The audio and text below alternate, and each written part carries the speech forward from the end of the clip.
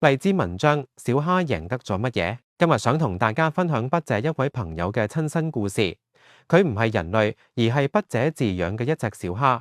講實話，用飼養呢個詞似乎唔太貼切，因為平時筆者並唔特別照顧佢。佢係一隻生態小蝦，能夠喺一個特別設計嘅瓶子裏邊生存。呢個瓶子內種有海藻，能為小蝦提供足夠嘅養分。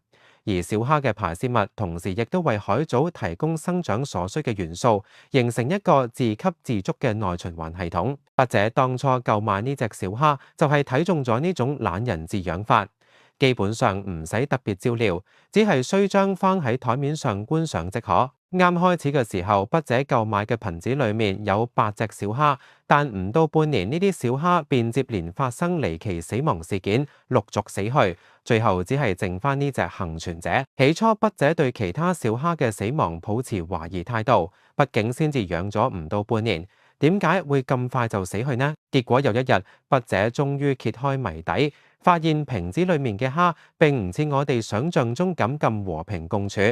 佢哋之間其實存在激烈嘅爭鬥，筆者親眼目睹2隻蝦互相打架，並有充分理由相信好多蝦嘅死亡都係因為打鬥致死。而筆者而家提到嘅嗰位幸存者，顯然就係喺呢個弱肉強食嘅世界中脫穎而出嘅勝利者。如前所述，筆者購買咗8隻小蝦，唔到半年便只係剩翻1隻。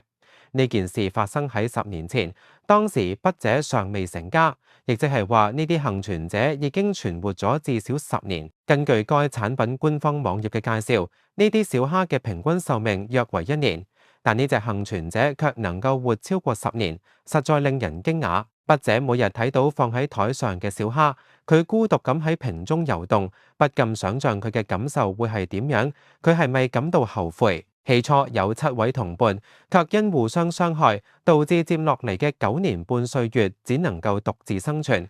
或者許佢喺戰鬥中獲得咗勝利，但短暫嘅勝利換嚟長時間嘅孤寂，究竟咁樣值得嗎？或者筆者諗太多啦？呢隻小蝦可能非常享受而家獨自擁有呢個瓶子嘅生活。然而筆者唔係小蝦，當然無法知道佢嘅諗法。但從呢隻小蝦身上，筆者確實對人生有所反思。有時候我哋希望自己能獨當一面，讓他人臣服於我哋之下。當有對手出現嘅時候，我哋會加以抨擊並阻止佢哋發展，以免自己嘅地位受到威脅。如今國際政治亦都係咁，大國之間嘅博弈不斷，拼得你死我亡。